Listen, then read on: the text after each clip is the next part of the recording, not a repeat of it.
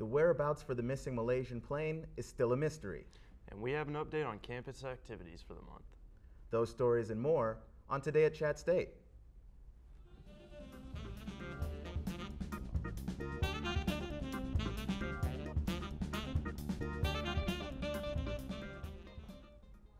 Hi, I'm Alex Cooney. And I'm Keon Rose. So did you have a good spring break? I did, thanks for asking. And might I say, the yellow on that plaid, it's very vibrant, and it is great. You have an awesome plaid yourself, sir. Thank you. It's vibrant. While the search for the missing Malaysian plane remains a mystery, more and more people are asking how could this plane simply vanish? But it's the families of those missing who are asking it more often. Atika Schubert has more. For family of the passengers on Flight 370, the wait is excruciating. If I had 2 or 3, this father tells us, I might be able to accept it. But this is my only son. Gurusamy Subramaniam is waiting for his son, 34-year-old Puspanatan, an IT specialist who is headed to Beijing for a new job. Surely they must find the plane, he says. That's all I hope for. The whole world is out looking for it. But I ask him, what if they don't? Kalau tidak? He answers, if not, well, only God knows. It's in God's hands. It's fate. He tells me he worked 20 years as a security guard to put his son through college, and at home, a wife and 2 young children also wait for him. He was responsible for everything, his father says, even these clothes I'm wearing. Whatever country he was in, he would call, and once a week, he would come see us with the whole family. He really took care of us. He was telling me that the 2 younger children didn't want to see their father go to Beijing, so they clung to his legs and refused to let him go out the door until he promised to bring them chocolates and presents when he got home. Sangat sedih. It's very sad. Before we leave, he tells us to call any time with any news we have. He hardly sleeps, he says, and now he never turns his phone off, not even for a moment. Atika Schubert, CNN, Kuala Lumpur, Malaysia. Switching gears now to some campus news. Many people may think college students are typically young adults in their 20s. However, most people have no idea how many non-traditional students attend our campus. Our very own Karen Jones has the story. Today, more and more adult students are headed back to school. Many colleges and university adult students make up a significant portion of the student body across the United States. Here at ChattState, 14% of the student body represents adult learners. We spoke with Michelle Willard, an advisor at the Adult Service Center. I work with adult students who are 40 and up and are working on degrees here at the school. We have had a pretty high percent of these in the past. There's about 850 students in that category this semester. Adult students graduate at a higher rate than they are the percent of the student population, so we're very happy to have them. Adult students can be concerned about fitting in with younger traditional students, or that they may be too old. Now that so many adults are returning to college, they no longer consider being non-traditional students. We spoke to students of many ages to see how well we all get along. Things have changed from working on the computer. A lot of the work is on the computer versus using a lot of books.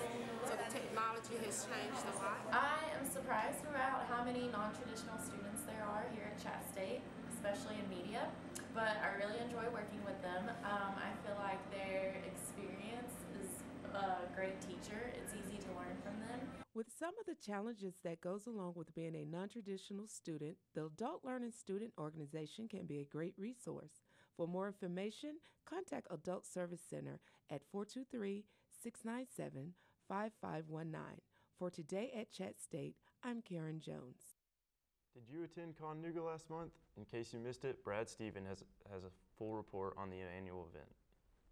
Reporting on the Connuga Convention, this is Brad Stevens at the Chattanooga Choo Choo. It was great. I feel like for someone that's into movies, television, video games, anime, Connuga is the convention they want to go to. Like you see Stormtroopers, like Mortal Kombat, like Roddy Piper.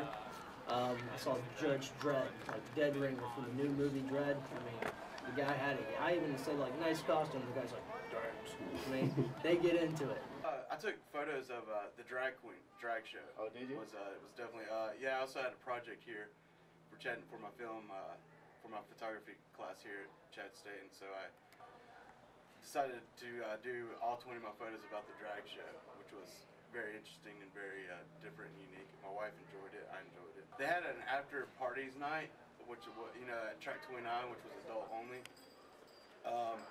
They said no photography, but they had photographers there, which I didn't think was right that they could hold it all down to themselves. Like, it seemed like they were doing something shady. So this year I put my film Cyborg Asia in there, which is a film I worked on last year for Broad Street. It's not typically something I would go to or venture out to, but I'm glad I did it.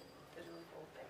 I definitely recommend this to anyone who has a film they want to put in anything. Chattanooga is a great stepping stone for people who want to get their film out there and just get exposure, because it's free to submit and you can't go wrong with free submissions, especially for college. That looked like fun. Have you ever been to Chattanooga? No, I haven't, which is weird because I like comic books and stuff, and it just seems like something I'd like. Yeah, it's just one more thing to add to the bucket list. Definitely. Do you know how the movie rating systems work? And are you aware that more and more films are giving a PG-13 rating? Corey Jordan has the story. Since the 1920s, the American film industry has grossed more money every year than that of any other country. But what you don't see is the rating system they work around to get these titles out to the public. More importantly, PG-13. Some stuff that could, be rated higher or lower, a lot of it's got to do with the description of the film, I believe, depending on what it gets rated. The current rating system came to be in 1968 when ex-chairman Jack Valenti replaced the Hays Code with what we know now today as the rating system. Parents can generally tell if their kids are ready for R-rated movies and that PG movies are okay, but PG-13 is where the gray area lies. Over the last few years, the PG-13 rating has escalated to a jumbled obscurity where movies that are deemed acceptable family films and movies that could have easily been rendered R reside. Back in the 70s, no, there's a lot of things that are in movies today that weren't in movies in the 70s, where you could have put them in movies in the 70s. Parent sensitivity towards movie material changes, thus giving room for the ratings to change as well. All it takes is 2 or more vulgar words to change a PG-13 film into an R-rated one. If you're 12, you don't need to be seeing movies be teaching you to be kissing and touching and doing all that. I just feel like that's not appropriate for kids under the age of 13 to watch things like that. Should children be subjected to this type of material because it's acceptable by today's society? The PG-13 rating only exists to give room for filmmakers to have a medium to slip a few questionable scenes and not to be penalized with an R rating. But is that the best option for today's youth? From Today at ChattState, I'm Corey Jordan. Are you aware of all the interesting activities that go on around our campus? The annual talent show, as 2 weeks ago, where we got to see students showcasing their individual talents. Some talents included singing, playing instruments, but the winner was a spoken word performer, Breon Thomas, who took home the cash prize of $300. Way to go, Breon. Another event that took place on campus was the APB-sponsored Mardi Gras celebration. The event was meant for clubs and organizations to all get out and raise money for their clubs. It was a great turnout despite being a bit chilly and cloudy. So have you ever been to Mardi Gras, or New Orleans for Mardi Gras? I've been to New Orleans, but not for Mardi Gras. Oh, that's just one more thing to add to the bucket list, Keon. And that Most list definitely. is getting large. Number by the second. Our own Doug Whitehead was down there for it, and it looks pretty crazy. As parades rolled down St. Charles Avenue, revelers cheered on the float crews as they threw beads and trinkets into the crowds. The mayor of New Orleans declared this carnival season a huge success. Well, March is advising month, and if you haven't talked to your advisor yet, now is your chance to make an appointment. Simply contact your advisor via email. If you're not sure who your advisor may be, then go by the advising office located in the IMC building in room 124 for help. Let's take a look at weather. Here's Brittany. Well, we're off to a wet start and cloudy week with temps in the mid-60s. However, things are going to get sunny and warmer quickly by week. It's finally started to feel like spring. Back to you guys. Well, that about wraps it up for this edition of Today at Chat State. Be sure to check us out each week online and on Comcast Cable 3. And from all of us here at Chattanooga State, thanks for watching. Enjoy the sunshine. High five.